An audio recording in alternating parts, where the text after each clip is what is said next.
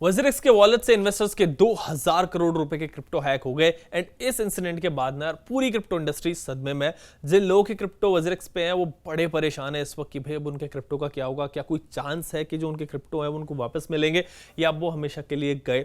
Also क्या वज़िरिक्स कुछ ऐसे स्टेप्स ले सकता है आगे जिससे वो लोगों को ना रिफंड करे, मतलब जितने लोगों के क्रिप्टो उसमें हैक हुए हैं, जितने हैक हुए हैं, उनको अपनी तरफ से कुछ रिफंड कर दिया जाए, क्या कोई ऐसा ऑप्शन यहाँ पे है? एंड जिस हैकर ग्रुप ने चोरी किया ना क्रिप्टो, उसकी हिस्ट्री क्या है हैकिंग की? वैसे इस ग्रुप ने ना बहुत बड़े बड़े हैक्स किए हैं पहले भी। क्या ये नेगोशिएट करेंगे वज़िरिक्स से, वज़िरिक्स के जो पैसे हैं वापस करेंगे? इन सभी सवालों का जवाब आज आप इस वीडियो में जानेंगे एंड आज इस पर हम बात करेंगे crypto educator and crypto India founder Aditya से।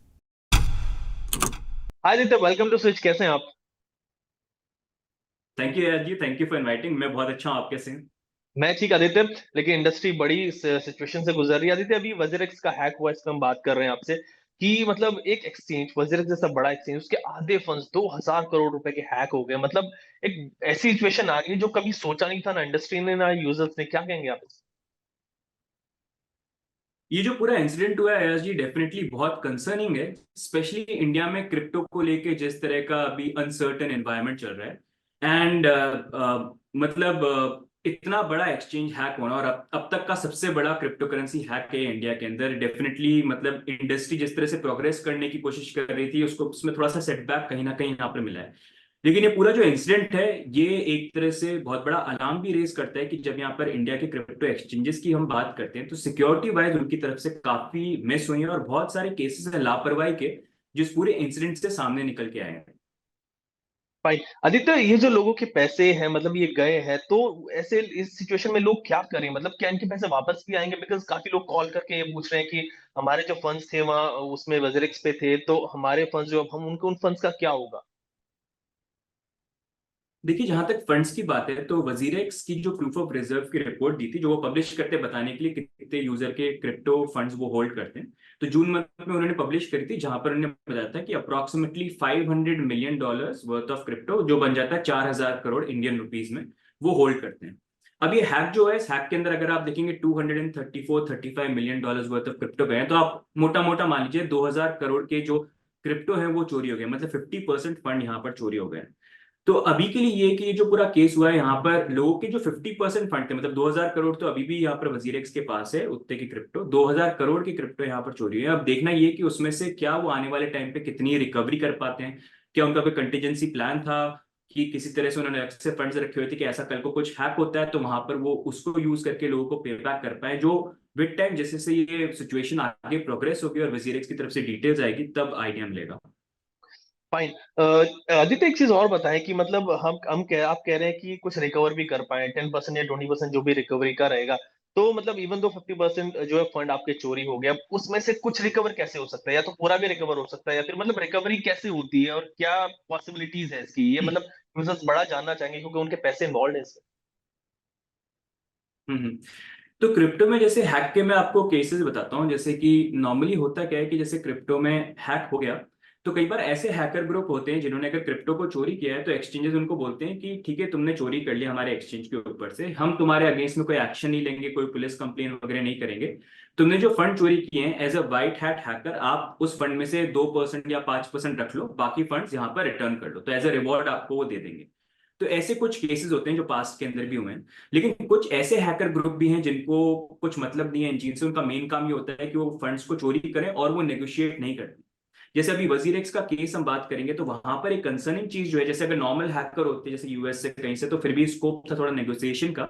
यहाँ पर प्रॉब्लम ये है कि जितने एनालिस्ट हैं उन्होंने ये बोला है कि ये जो हैक हुआ है इसमें पूरा जो तरीका है, जो प्रोसेस इन्होंने फॉलो किया है, ये नॉर्थ कोरिया का लाजिस ग्रुप जो है, वहां के जो हैकर्स हैं वो इसके पीछे हो सकते हैं। और अगर वो ग्रुप है तो वो नेगोशिएट नहीं करेंगे, क्योंकि ये काफी नोटोरियस ग्रुप है जो जिसकी बैकिंग भी जो है नॉर्थ कोरियन गवर्नमेंट से, मतलब गवर्नमेंट ने इनको बैठा रखा है कि आप हैक करो। इन्होंने काफी बड़ी बड़ी कंपनीज में, गवर्नमेंट ऑफिस में, यूएस, यूरोप, हर जगह इन्होंने काफी अटैक वगैरह किए, फंड चोरी करने की कोशिश करी है।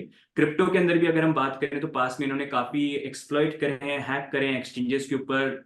इन्होंने एक्जी इन्फिनिटी पे किया था अराउंड 500 मिलियन का, एटॉमिक वॉलेट पे किया था 100 मिलियन का। रिसेंटली जापान के अंदर एक बीएमएम बिटकॉइन, जैसे इंडिया में वजीरेक्स है वैसे वहां पर एक एक्सचेंज था, वहां पर 300 मिलियन का किया है। एंड जब भी इन्होंने ऐसे कोई फंड्स चोरी किए हैं तो ये कभी नेगोशिएट नहीं करते हैं। इनफैक्ट एक्सचेंजेस की बंद होने तक के कगार तक यहाँ पर आ जाते हैं, मतलब हालत। तो अब रिकवरी की बात हो रही है, तो रिकवरी कैसे हो सकती है? तो पॉसिबल ये हो सकता है कि नेगोशिएट तो शायद ये नहीं करेंगे, उसकी चांसेस कम है। लेकिन ये है कि जब ये क्रिप्टो अभी इन्होंने चोरी किया तो उसको कैश करवाने की कोशिश करेंगे, कन्वर्ट करने की कोशिश करेंगे, तो वहां पर सर्विसेज का यूज होता है। तो अगर ये सर्विसेज इन ट्रांजेक्शंस को आइडेंटिफाई कर पाए और उसको फ्लैग करके फ्रीज कर पाए तो कुछ रिकवरी हो सकती है। लेकिन ये डिपेंड करता है कि कौन सी सर्विसेज में कितने वो फंड्स ट्रांसफर करें, क्योंकि हैकर है तो इनको भी पता होता है कहाँ पर स्टॉक हो सकते हैं फंड्स, कहाँ पर नहीं हो सकते, तो दे आर ऑल्सो केयरफुल। लेकिन ये आने वाले टाइम पे पता चलेगा, we'll have to wait and see. Fine Aditya, एक चीज होगी कि मान लीजिए अगर इनके जैसे आप बता रहे हैं कि इनको फ्रीज कर पाए फंड्स को, या फिर ये नेगोशिएट करें तो रिकवरी हो सकती है, तो पैसे वापस मिल सकते हैं। या फिर एक चीज और है, जैसे इंश्योरेंस वगैरह हो, वैसे इनसे कुछ ऐसा कर रखा हो, इसकी डिटेल नहीं है, तो वापस हो सकते हैं। लेकिन अगर ये दोनों चीज नहीं होती है तो यूजर्स के फंड्स आई थिंक कभी वापस नहीं मिलेंगे।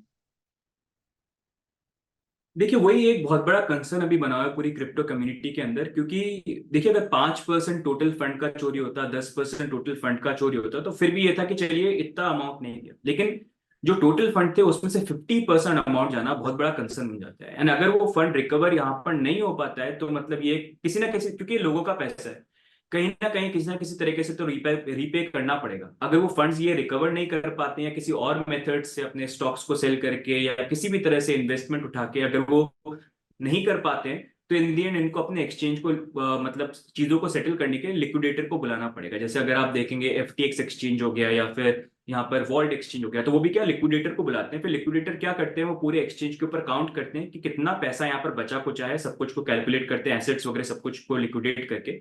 और फिर ये डिपेंड करता है कि कितना परसेंटेज टोटल फंड्स का उनके पास बचा हुआ है। और फिर जैसे फॉर एग्जांपल एक कोई भी यूजर है तो उसका जो टोटल फंड था उसका उतना ही परसेंटेज उसको मिल जाएगा जितना वो सेव यहाँ पर कर पाए। लेकिन ये काफी लंबा प्रोसेस होता है जिसमें 1-2 साल भी लग सकते हैं। जैसे मैं कि आपको अगर एग्जांपल दूं तो अभी वॉल्ट के साथ जो केस हुआ था वो भी अभी ऑन गोइंग है, ऑलमोस्ट 1-2 साल उस चीज को हो चुके हैं। माउंट गॉक्स देखेंगे 2013 में हैक हुआ था, वो अब जाके फाइनली लोगों को डिस्ट्रीब्यूट हो रहा है, तो लंबा प्रोसेस ये बन जाता है। फाइन आदित्य, एक चीज और देखिए कि हम यहाँ पे कोई रेगुलेटर बेसिकली नहीं है, तो गवर्नमेंट कितना हेल्प करेगी इस चीज। देखिए अब गवर्नमेंट के हाथ में तो इस चीज के अंदर कुछ है नहीं, मतलब ये तो एक्सचेंज ही था जो मतलब सारी चीजों को मैनेज कर रहा था। एंड एक्सचेंज की तरफ से भी यहाँ पर गलती हुई है वॉलेट के अंदर, क्योंकि अगर हम इस हैक को देखेंगे तो मैं थोड़ा सा यार जी यहाँ पर इस हैक को भी एक्सप्लेन करना चाहूंगा ताकि लोगों को आइडिया मिले कि अभी से 8 दिन पहले अगर आप देखेंगे तो नॉर्मली होता क्या है, एक्सचेंजेस के पास वॉलेट होते हैं, दो होते हैं, दो तरह के वॉलेट होते हैं। एक होता है हॉट वॉलेट जो ऑनलाइन होता है, इंटरनेट से कनेक्टेड होता है, वो नॉर्मली ट्रांजेक्शन के लिए यूज होता है, आप कोई भी विड्रॉ करते हैं डिपॉजिट करते हैं उसी वॉलेट में यहाँ पर होते हैं। दूसरा होता है कोल्ड वॉलेट जो ऑफलाइन होता है और इंटरनेट से कनेक्टेड नहीं होता, तो उसमें क्या सेफ्टी ज्यादा रहती है, उसको अलग से वो यहाँ पर रखते हैं। अब यहाँ पर इस केस के अंदर जो वॉलेट हैक हुआ है वो है वजीर एक्स का इथीरियम का मल्टी सिग वॉलेट, हॉट वॉलेट। और ये वॉलेट के साथ हैक इसलिए हुआ क्योंकि इन्होंने क्या किया था, ये अपने वॉलेट को टाइम टू टाइम अपग्रेड करते हैं, जैसे आप कंप्यूटर में सॉफ्टवेयर को अपग्रेड करते हैं तो वैसे वॉलेट्स भी एट टाइम्स अपग्रेड होते हैं। अब जब ये अपग्रेड कर रहे थे तो किसी गलती से या भूल चूक से इन्होंने गलती से जो सही कॉन्ट्रैक्ट था उसके साथ अपग्रेड नहीं किया, इन्होंने एक हैकर का मलिशियस कॉन्ट्रैक्ट था उसको लेके अपग्रेड कर लिया। जब अपग्रेड कर लिया तो उस वॉलेट का पूरा एक्सेस जो है हैकर को मिल गया। हैकर ने फिर 8 दिन पहले हुआ था यार जी, और 8 दिन के अंदर उन्होंने फिर ट्रांजेक्शन टेस्ट ट्रांजेक्शन भेजे जहां पर वो सिग्नेचर कनेक्ट करने की कोशिश कर रहे थे, ये सारी चीजें करी। और उसके बाद फाइनली कल जाके इन्होंने जो ये विड्रॉल्स है वो सारे के सारे यहाँ पर कर दिया। यानी अब ये विड्रॉल्स भी करे तो इसमें एक बहुत बड़ा कंसर्न ये भी बन गया, क्योंकि अगर आप देखेंगे एक हॉट वॉलेट के अंदर यूजर के या टोटल एक्सचेंज के 50% फंड रखना वो बहुत बड़ा एक कंसर्न बन जाता है। और 8 दिन तक उन्होंने मतलब उनको भनक भी नहीं लगी कि ऐसा कुछ ट्रांजेक्शन या ऐसी कोई चीज हो रही है वॉलेट के अंदर कुछ गड़बड़ है, मतलब इतना बड़ा वॉलेट जिसमें इतना बड़ा अमाउंट है, तो वो थोड़ा सा कंसर्न बन गया है यहाँ पर। फाइन आदित्य, एक चीज और मैं आपसे इस पे पूछूंगा कि मतलब ऐसा भी आ रहा है कि मान लीजिए शीबा पूरा हैक हुआ है, इथेरियम हैक हुआ है, बिटकॉइन हैक नहीं हुआ है, तो ये भी कुछ चीजें आ रही है कि कौन कौन से token and coins hack hack हुए हैं, तो उस पे आप कुछ बताएं कि उस पे अगर आपको कुछ क्लैरिफिकेशन हो तो। तो उसमें हुआ ये कि अयाज जी जो जो वॉलेट चोरी हुआ उसमें जो फंड थे वही वो निकाल सकते थे। तो अब इसमें हुआ क्या कि इनका जो वॉलेट हैक हुआ वो इथेरियम का हॉट वॉलेट था, वो हम्म। बिटकॉइन का अलग वॉलेट होता है, बिटकॉइन का इथेरियम में नहीं रहता है, तो वो अलग चेन रहती है। तो हुआ क्या कि इनका इथेरियम का हॉट वॉलेट हैक हुआ। अब उसमें जो जो टोकन थे इथेरियम के थे, और जैसे शिबा इनू वगैरह ये इथेरियम की ब्लॉकचेन को यूज करते हैं, तो जो भी टोकन थे उसमें वहां पर वो उसमें से निकल गए। जो दूसरे वॉलेट थे जैसे कोल्ड वॉलेट में अगर इन्होंने बिटकॉइन रखे हुए थे या दूसरे वॉलेट में, तो वो यहाँ पर बच गए क्योंकि वो वॉलेट जो थे यहाँ पर हैक नहीं हुए। फाइन। आदित्य, एक चीज और आती है, अब यहाँ कंसर्न ऐसी आ रही है, लोग ये पूछ रहे हैं कमेंट्स में या फिर इवन कॉल करके भी लोग ये पूछ रहे हैं कि जो दूसरे एक्सचेंजेस हैं, हम क्या उनसे भी पैसा निकाल लें? बिकॉज वो कह रहे हैं कि अगर वजरेक्स जैसा बड़ा एक्सचेंज हैक हो सकता है, इवन दो दूसरे एक्सचेंज बड़ी क्लैरिफिकेशन दे रहे हैं कि जी हमने कोल्ड वॉलेट में रखे हुए फला जगह, बट लोगों का जो ट्रस्ट है वो बहुत बुरी तरह टूट गया इंडस्ट्री पे से, वो वहां से भी पैसे निकालने की सोच रहे हैं। तो ऐसे में क्या कहेंगे आप यूजर्स को?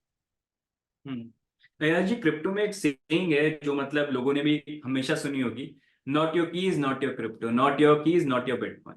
तो देखिए, एक्सचेंज कितना भी अच्छा हो, कितना भी आप ट्रस्ट करते हैं, वो कितना भी बोलते हो कि हम बहुत ट्रस्टेड हैं, हम बहुत ध्यान से यहाँ पर रखते हैं, जब दिन बुरे होते हैं तो हमने देखे बड़े बड़े एक्सचेंजेस के ऊपर हैक हो चुके हैं।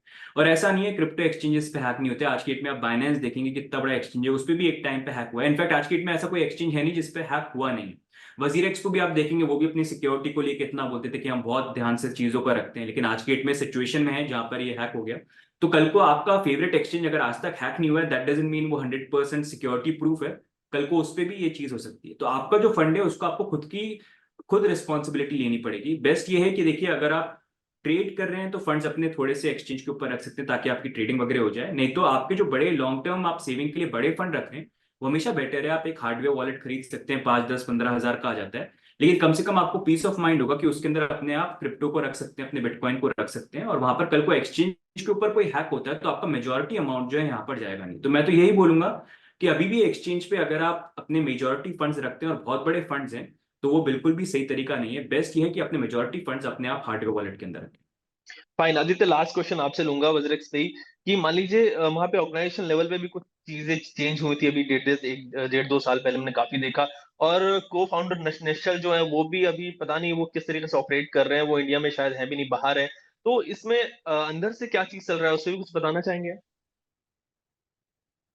यस जी, एक तो सतोशी नाकामोटो कौन है और वजीरेक्स का ओनर कौन है, ये एक बहुत बड़ी मिस्ट्री है जिसके बारे में किसी को आज तक पता नहीं। हम भी पता करने की कोशिश ही कर रहे हैं यहाँ पर। हमने ऑल दो पूछा है, लेकिन जितना इंफॉर्मेशन आई है उसके अकॉर्डिंग उनका तो ये बोलना है कि करंटली जितना मेरे को पता है, उनका एक ऑनगोइंग केस है जो इंडिया के बाहर किसी कोर्ट के अंदर है, प्रॉब्ली सिंगापुर या कहीं पर भी, I can be wrong as well.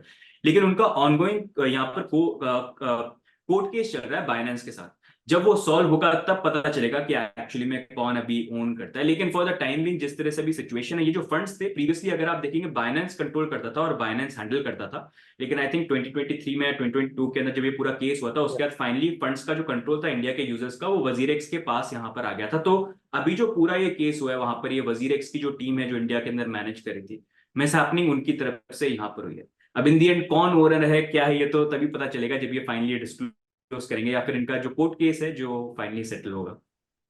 Fine Aditya, that was all. मतलब बड़ा अच्छे से आपने यूजर्स को समझाया कि मतलब उनको क्या करना चाहिए और ये पूरा केस कैसे, उनकी पॉसिबिलिटी भी आपने बताई कि क्या पॉसिबिलिटी है उनके फंड्स आने की। एंड विल ट्राई कि आपसे दोबारा कनेक्ट करें, व्यूअर्स के अगर कोई क्वेश्चन आएंगे वो भी हम आप तक पहुंचाएंगे। तब तक के लिए ठीक है।